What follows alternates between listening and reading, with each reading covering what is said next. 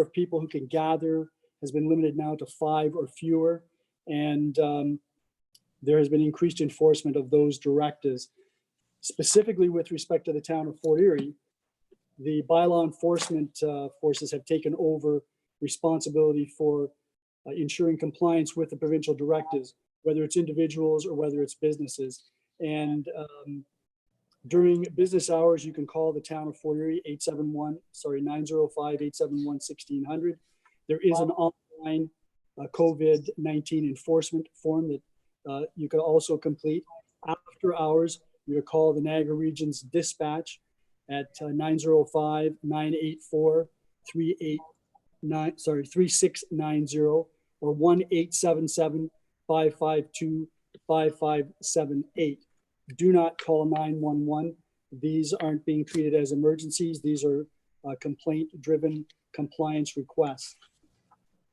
With respect to enforcement, we have beefed up the number of individuals who can enforce these directives. So there will be more people out responding to the complaints that we receive. There's a lot of still new territory with respect to the directives, how they're to be interpreted, and we're working those through. We have access to provincial resources in terms of interpretation of these directives, and we're getting that information through our planning department and through our economic development and tourism services. The town's CAO, fire chief, clerk, senior staff have been meeting regularly to make sure that all of these things are kept at the forefront, and that any concerns that are brought forward are brought to their attention so that they can be adequately dealt with. One of the biggest issues that we've had relates to the border, and we received this afternoon from Canada Border Services Agency information relative to the efforts that they're making across Canada to ensure that the border between Canada and the United States is properly traversed. CBSA is working closely with the Public Health Agency of Canada to help prevent the spread of novel coronavirus into Canada. All travelers are assessed upon arrival in Canada and are subject to a series of interventions and screening questions about their health. No travelers are permitted into Canada without proper entry screening. And at this stage, that involves some questioning and some observation by other officers who are strategically located to observe people as they're coming into the country. As you know, on March the 21st, 2020, the United States and Canada restricted all non-essential travel across the border. And the overall decline in travelers since then is about 79%. In other words, 79% of the people who historically would be crossing are no longer crossing. Those that are crossing are supposed to be essential travelers, people who are going to work on one side of the border or the other, people who are involved in shipping and cargo, who are taking supplies or bringing in materials. The CBSA says that members of our community should be assured that they are informing all travelers arriving into Canada, with the exception of essential service workers, of the mandatory requirement to self-isolate for 14 days. That they are vigilantly applying their training to identify travelers who may pose a health or safety risk, and that they are referring any travelers presenting symptoms consistent with COVID-19 to a Public Health Agency of Canada officer. They've put up additional signage at the border crossings. They've enhanced their COVID-19 training for their employees, their frontline officers, and they're providing documentation to travelers with respect to the symptoms and the measures that they can take in response to COVID-19. So those are the measures that are in place with Canada Border Services Agency. And as much as we would like to believe that everyone is complying, we know that some aren't. So if you do have concerns about what appear to be travelers who have come into Canada and aren't self-isolating, or individuals who are coming over and it's obvious that it's not essential travel, they're coming to a cottage or they're coming to visit friends, you can call the complaint lines either during the day, town of Fort Erie, or after hours, the region of Niagara. The other issue that has cropped up, aside from seasonal residents, and that comes under the Canada Border Services, seasonal residents who are coming here from outside of Fort Erie, but other places in Ontario. We don't have a great ability to control that, But what I've been saying and what the town's message has been is in ordinary times, we would welcome the seasonal residents who come to our community and add to the vibrancy of our community. But right now, under the current circumstances, we're asking people who don't live here not to travel here to the residents. It's just simply too much to for us to manage or maintain. Yeah, I just got something from Gene saying we're up. I didn't get that. But. Okay. In terms of short-term rentals, similar issue. Some people are trying to stay away from home, so they're looking for some short-term rentals. That's in an effort to try to ensure that they are isolated from others. Those could involve health workers who are coming to the community to work, don't want to go back home, so they're looking for short-term accommodations. That's fine.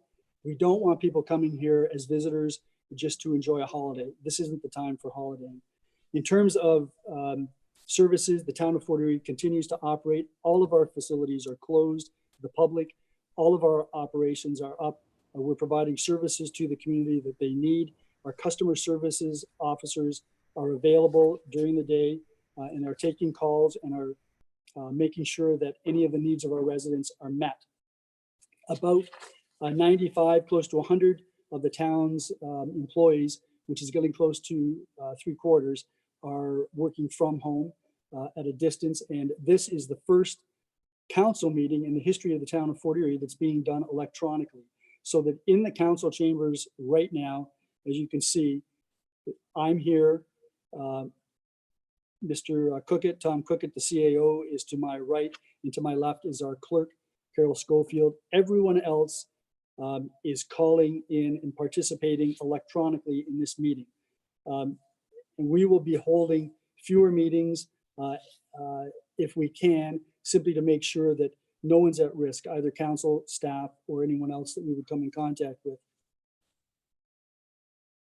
We've been trying to get, the other thing that comes up is the numbers with respect to COVID cases in Niagara. We've been trying to get the regional public health to break those out. Other municipalities have been asking the same question, and we've been raising that. That will be a topic of discussion Wednesday morning when the mayors have a teleconference again. We've been meeting weekly, and we'll raise that because it would be helpful if we had some understanding of where we stand in terms of this particular pandemic. We know where we stand as a region. It'd be nice to know where we stand as a municipality and how our efforts are working. The town of Fort Erie is putting out community updates regularly. I would ask all of you to check the town of Fort Erie website, which is www.forterie.ca. There's a wealth of information there. There are some links so you can get further information. And there is a newsletter which you can subscribe for, and I would suggest all of you do that. It's now coming out twice, or will be coming out twice a week as a community update to provide background information that will be of assistance to you. I also wanted to touch on the collaboration that's taking place. So there's a lot of collaboration taking place among the municipalities in the region right now. There's continuing meetings going on between the elected political leaders, among the CAOs, the treasurers, the economic development people, just to make sure that we're all on the same page, getting out the same message, sharing information, and ensuring that what our residents require, they have. I don't want to leave the announcement portion without making reference to all of the individuals who have been working so hard to comply with the provincial directives. In particular, our frontline health care workers and the support staff. These people are under tremendous pressure. It's hard to imagine that they're going to work every day, putting themselves in harm's way. They're not sure when they go home whether they're putting their families in harm's way. We need to be more understanding of them. For the vast majority of people that are complying with the directives put out by the province and with the rules and regulations that we're trying to maintain, I say thank you, because we're really in this to make sure that not only do we protect ourselves, but we protect our friends, family, neighbors, and most importantly, those that we're going to be relying upon if we get sick. So for those who aren't, and there are still some people who aren't getting it, some businesses that insist on remaining open despite the fact they should be closed. Some individuals who aren't getting the fact that they're not supposed to be gathering, they're not supposed to be going out unless it's absolutely necessary.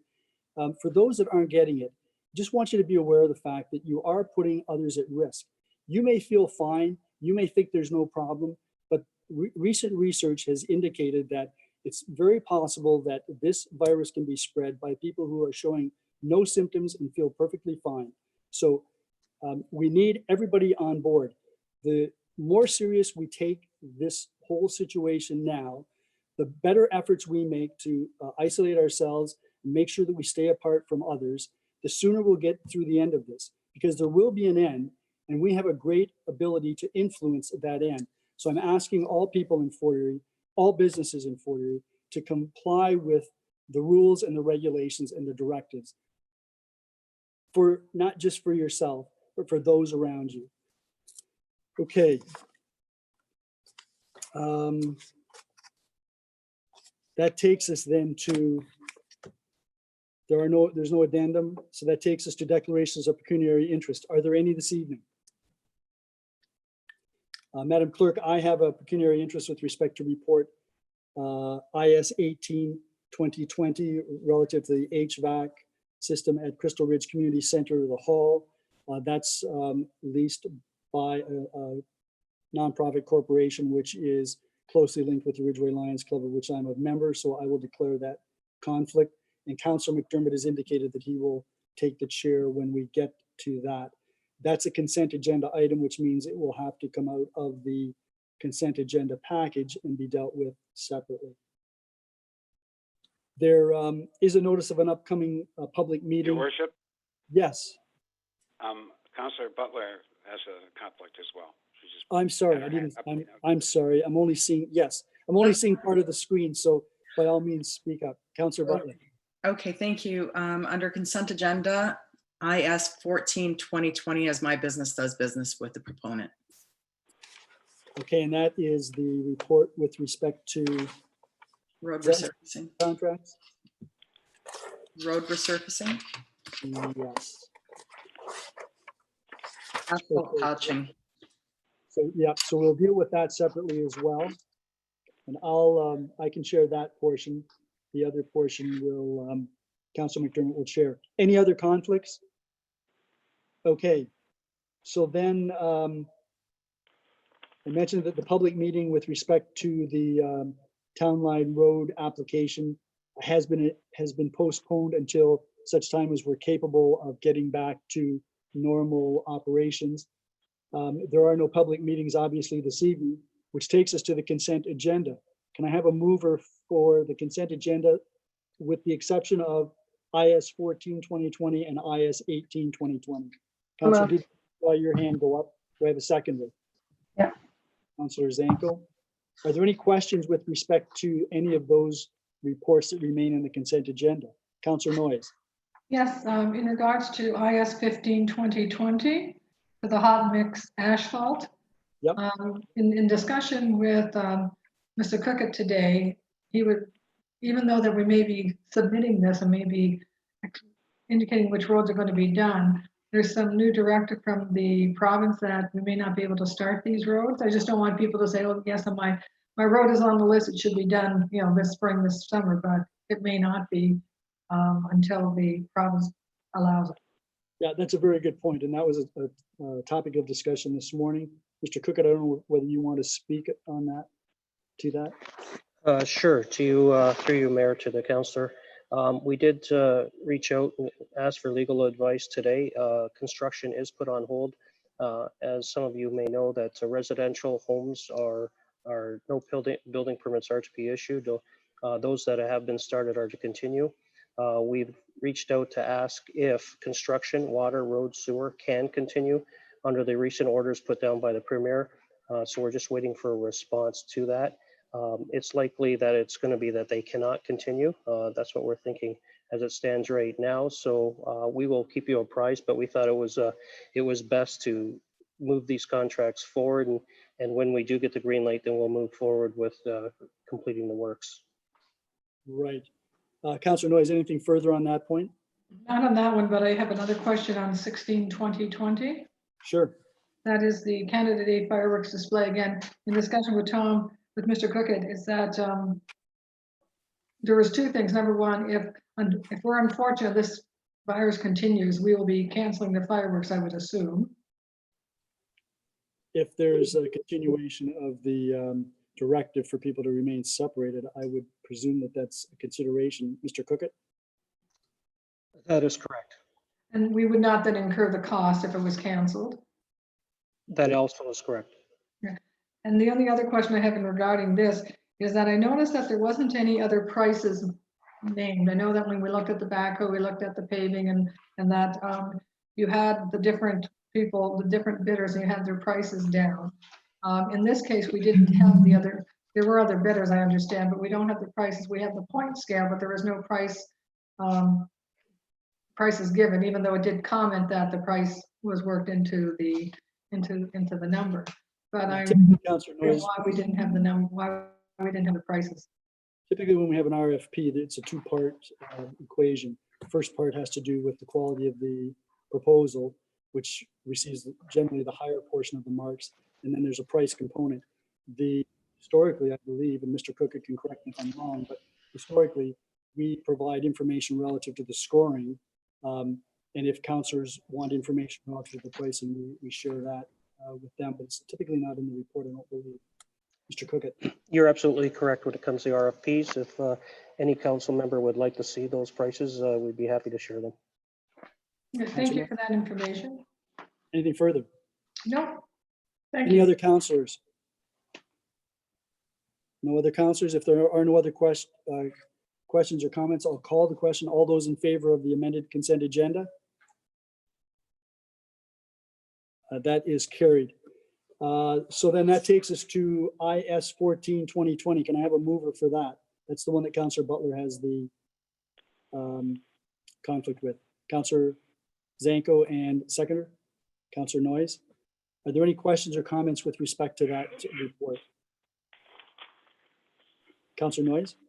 Yes, I'm looking, this is the asphalt patching resurfacing, and I'm just wondering about Bowen Road, because I noticed that in the other road, where the asphalt repaving, that it was not included. So I'm just wondering, will this, by any chance, be applied to Bowen Road for that one particular section that's in such disrepair? So I believe you're referring to the section between Stevensville Road and Ott Road. Is that correct? Yes. So I did take that up with Mr. Welch in view of a message that we had received, just asking that specific question. That road is going to need to be reconstructed. It's likely going to be reconstructed next year. So this year, what staff will be looking at is ways that they can at least stabilize that section of the road until next year, when it's deteriorated to the point where it can't simply be resurfaced, has to be reconstructed. And I agree that it's in rear tire straight, that's very bad, but it's also very dangerous. Well, that's why we've talked about mechanisms for stabilizing it, and maybe Mr. Welch can chime in on that. Mr. Welch? Thank you, Mr. Mayor. This patching contract is for spot-based repairs throughout town, where we can make 1 or 2 repairs on a road and extend the life for 5 or 6 years. Bowen Road is at such a point where it needs a complete reconstruction. This contract would not apply to it. So what the mayor has spoken about, meeting minimum maintenance standards, maintaining the road as best we can until we can get at it fully next year is more applicable. Thank you for that explanation. Any other councillors with respect to this particular report? If not, I'll call the question. All those in favor? None opposed, that is carried. So Councillor McDermott, I wonder if I could hand the chair to you to do report IS, whatever it was, 18, please. Yes, thank you, Your Worship. We get a mover for IS 18-2020, an award pretender for replacement of Crystal Ridge Community Center HVAC units, contract number ISF-20T-CH19. I get a mover and a seconder. Councillor Dubanow, Councillor Noyes. Are there any comments or questions? Seeing none, all in favor? Opposed of any? Carried, your worship. Thank you very much, Councillor McDermott. That then takes us to Planning and Development Services, and that is Councillor Noyes, I believe. Yes, Planning and Development Services is now in session. We have no presentations and delegations. We have no reports. That brings us to new business inquiries. Any new business inquiries? Seeing none, that brings us to business status report. Any questions or inquiries?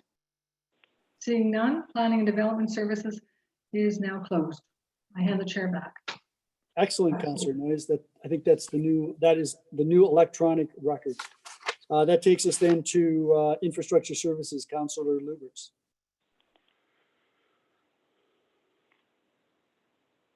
Yes, thank you very much, Mayor Redekop. Infrastructure Services is now in session. We have no presentations or delegations.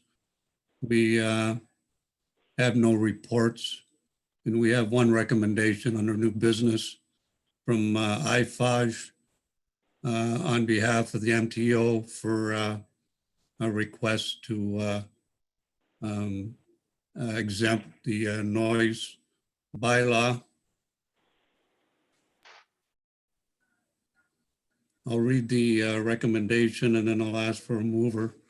That council receives a correspondence from IFAJ dated March 25th, 2020 regarding a request for a noise bylaw exemption on behalf of the MTO commencing April 1st, 2020, and further that council ratifies the Chief Administrative Officer's granting of an exemption from section 2.3G of noise bylaw number 30-09 to MTO to carry out the demolition of existing bridge at the CNR and CPR and construction of a new bridge in its location along the Queenie between Bowen Road at the CNR CPR overhead from April 1st, 2020 to December 31st, 2020, subject to the conditions that the MTO delegate, contractor, and/or the MTO or its consultant shall provide notice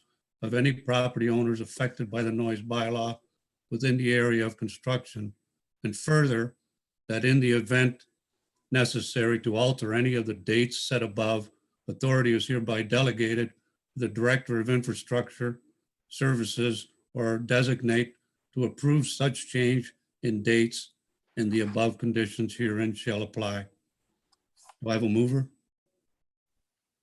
Councillor McDermott, that request is on the floor. Any comments or questions? Councillor Noyes? I think I'm on.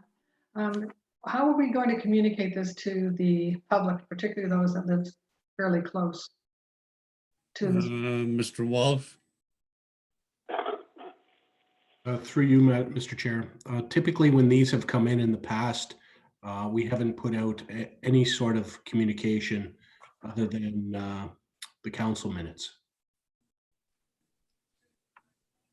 And I'm just wondering, because this looks like it may be, you know, a fairly loud process and a fairly long process. I just think just giving the heads up to the residents, maybe even something in the paper to say, this is going to happen, and there has been a bylaw passed, because we understand that the noise is going to be more than what we would normally allow. I think What we can do is have the contractor deliver notices to the few houses within, say, 500 yards of the construction site. What their intent here is, it'll be very selective operations, maybe one night per season type of thing. So it won't be long in duration, it'll be intense in duration. Thank you. Yeah, I see, Madam Clerk, I see you had your hand up. Would you Yes, like- I just wanted to add that when in the resolution, it does say, subject to the condition that MTO's delegated contractor and/or the MDO or its consultant shall provide notice to any property owners affected by the noise bylaw within the area of construction. And that's a typical condition that we put on every time this is requested.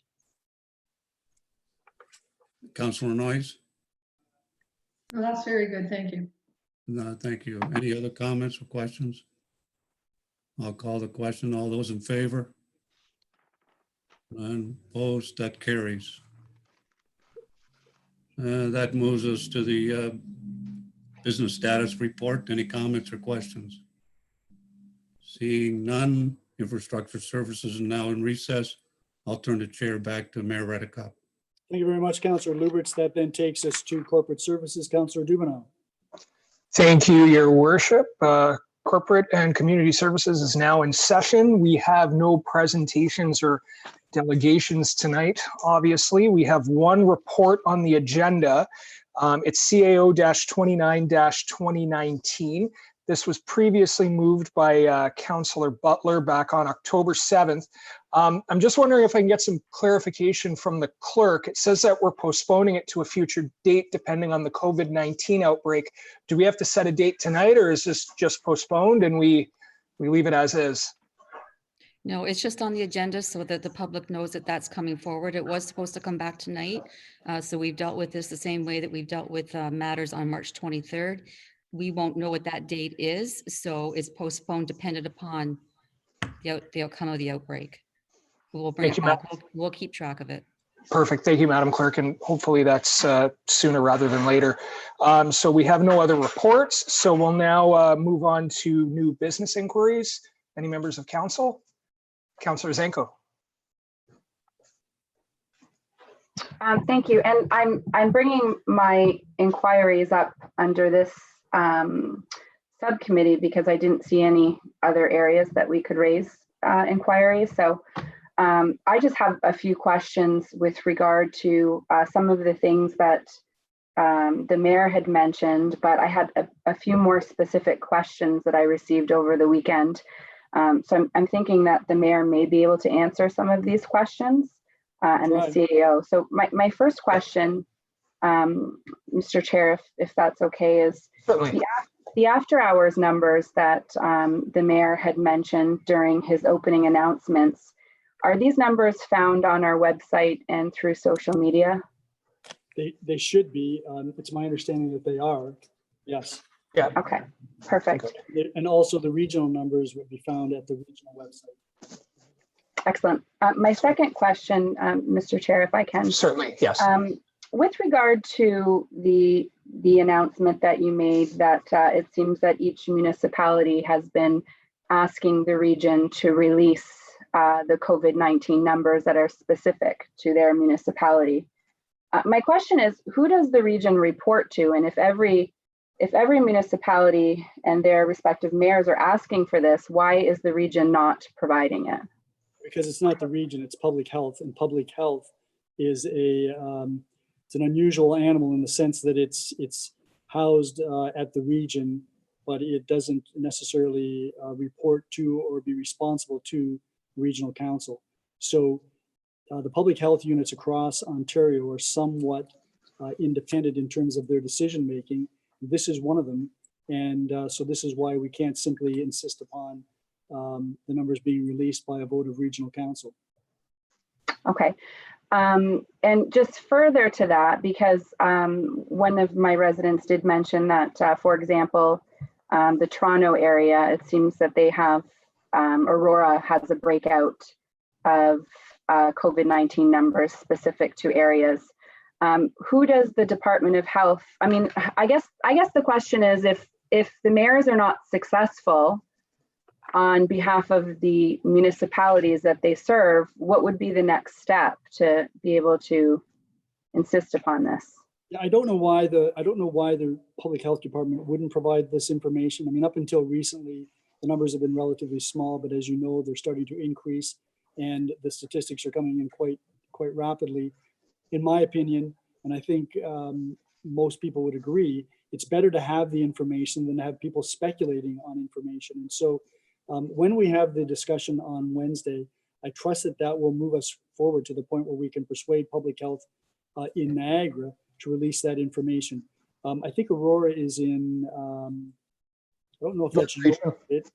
Is it York? Yeah. York. So maybe York Public Health Department has agreed to provide that information, but certainly there's no reason why they shouldn't, and hopefully they will. If they won't, then I would suggest we would appeal to the provincial government. Hey, Councillor Zanko, could I just jump in and ask, expand on that with His Worship, just a question regarding the Board of Sure, Health? yes. Okay. Your Worship, my understanding is that there is an actual Board of Health. Is that not the, I believe it's one of the subcommittees of Regional Council. Do they? The Regional Council is the Board of Health. Okay. That's true. Okay, so would they not have some, I mean, obviously not to get involved in health decisions or anything like that, but would they not have some input if? Yeah.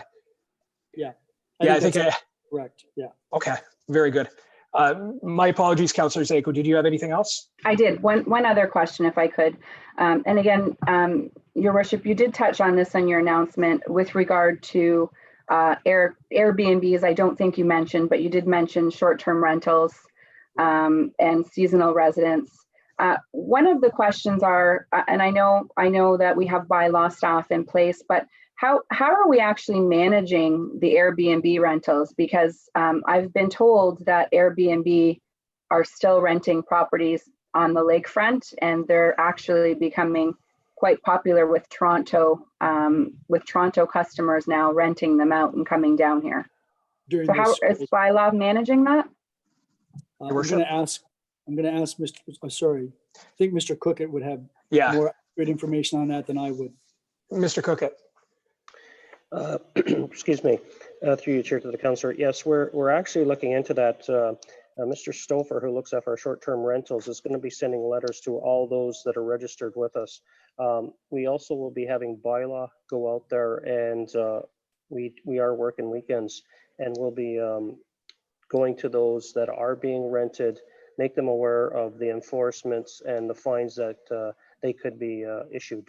So we are just starting that now. We're just going to be making those phone calls shortly and trying to address that issue. It's not unlike we've also had a complaint recently with a local homeowner who wants to have company come on the weekends. It's been brought to our attention. We did approach them yesterday and let them know this is their one and only warning, and that we will be placing fines with the police next time we show up. Very good. Excellent. Thank you. And lastly, with regard to the same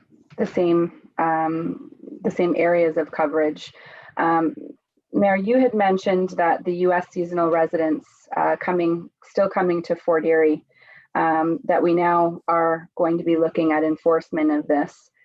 So just on a hypothetical note, which actually isn't hypothetical because I did receive calls in this regard over the weekend. But, you know, a resident, a year-long resident of Fort Erie has noticed that their U.S. seasonal resident neighbors have come to the cottage. They've brought an extended family. They see that they're not quarantining or isolating. Just to be clear, they can contact the town of Fort Erie during business hours, and the number that's posted for the Niagara Regional Police after hours. And this is something that we would be responding to now. That's correct. And the other thing is, if these seasonal residents are coming over and going back and forth, they might also, the individual who makes the complaint might also want to notify Canada Border Services, because they're clearly not supposed to be crossing the border. Your Worship, I see Mr. Cookett. He's got his hand up. Mr. Cookett. Yeah, I just want to add that the after hours number is actually the regional headquarters after hours numbers. It originally was set up to be Niagara Regional Police. That's been changed just of recent. So the after hours number goes to the Niagara Regional Headquarters. They will contact us. We have after hours staff working. In the event that we cannot deal with it, we're dealing with other issues.